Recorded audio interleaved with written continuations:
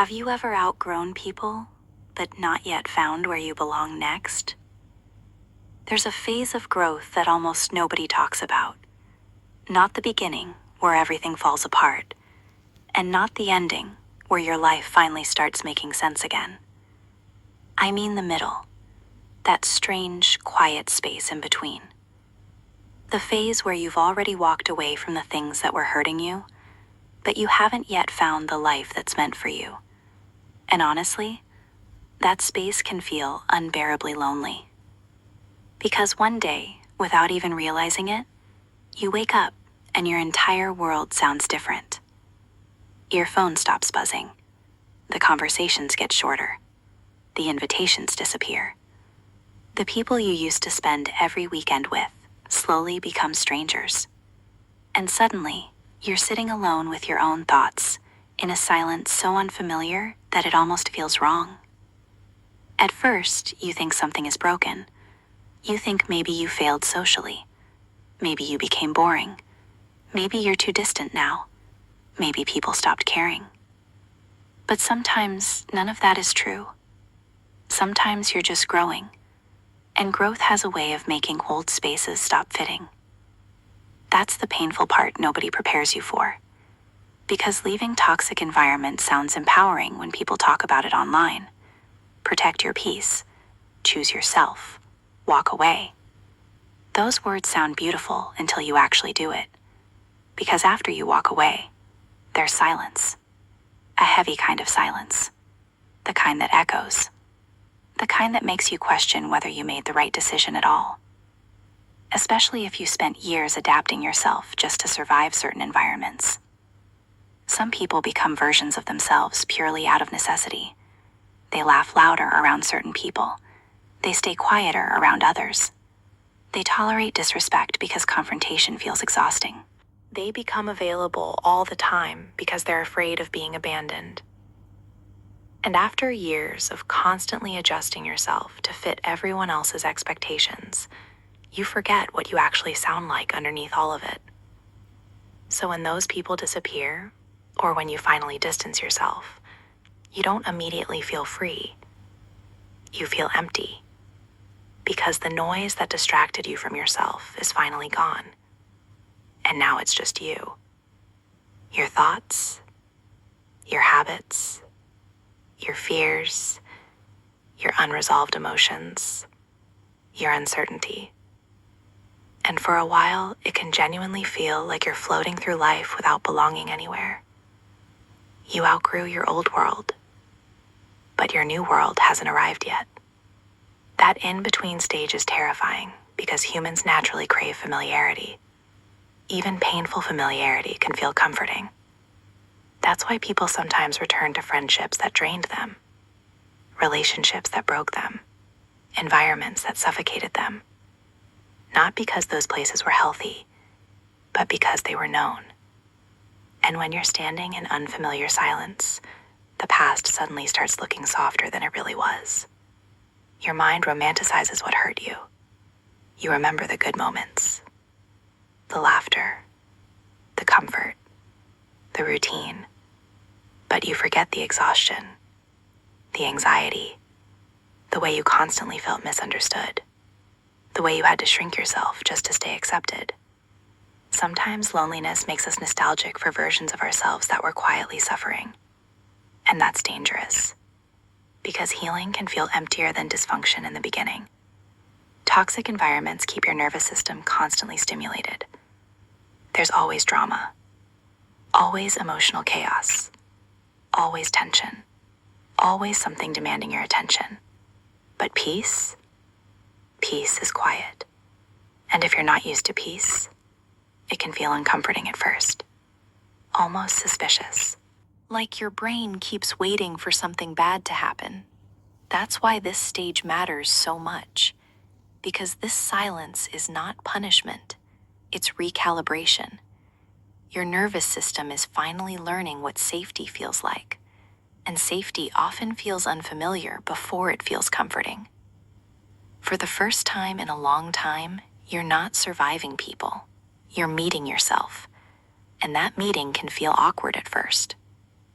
You start realizing how much of your identity was built around pleasing others, around adapting, around being needed, around staying emotionally available even when nobody was pouring back into you.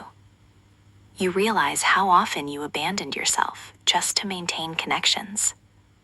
And when all of that stops, there's grief.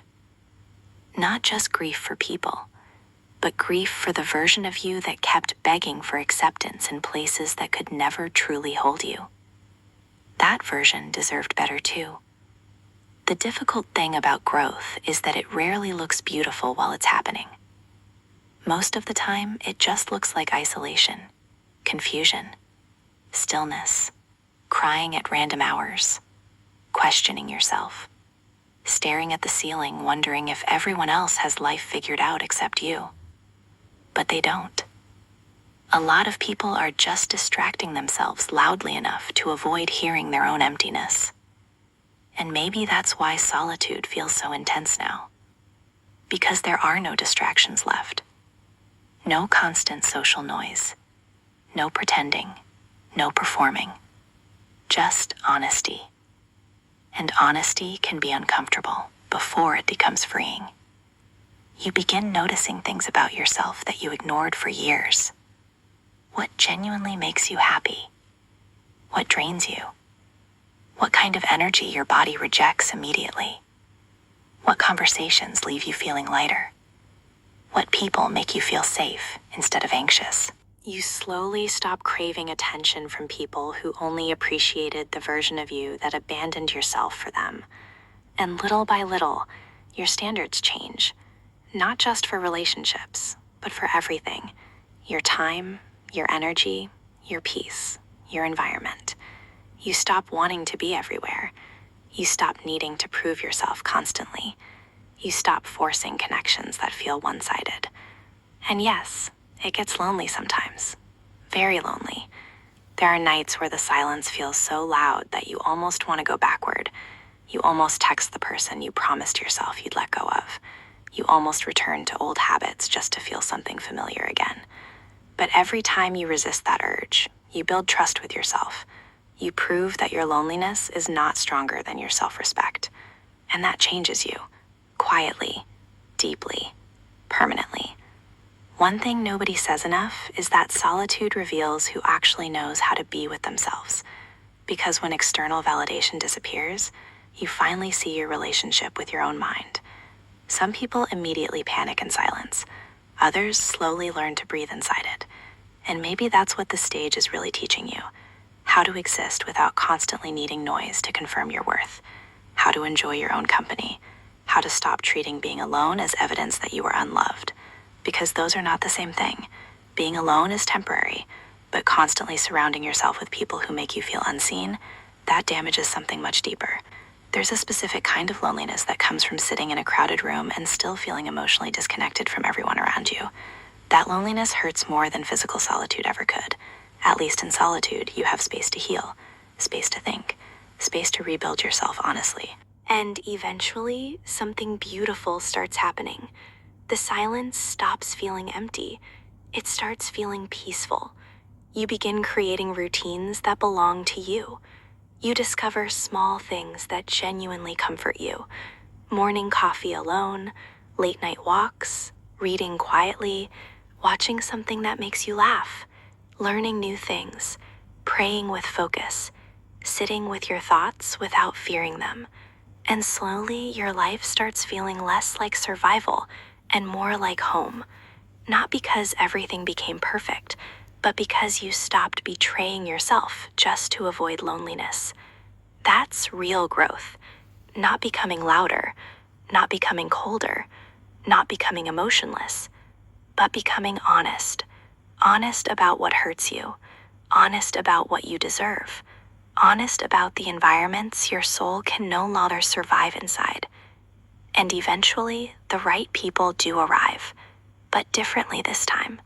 You stop chasing connections out of fear. You stop over-explaining yourself. You stop trying to earn love by over-giving. You begin recognizing mutual effort, mutual care, mutual peace.